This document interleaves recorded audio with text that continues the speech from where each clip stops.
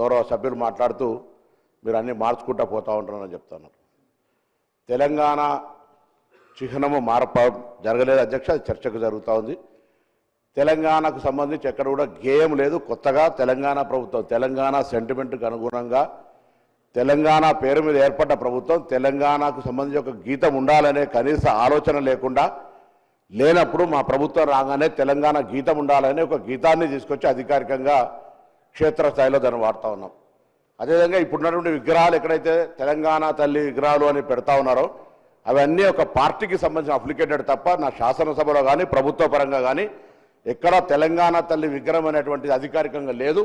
ఈరోజు తెలంగాణ ప్రభుత్వం అధికారికంగా తెలంగాణ తల్లి విగ్రహాన్ని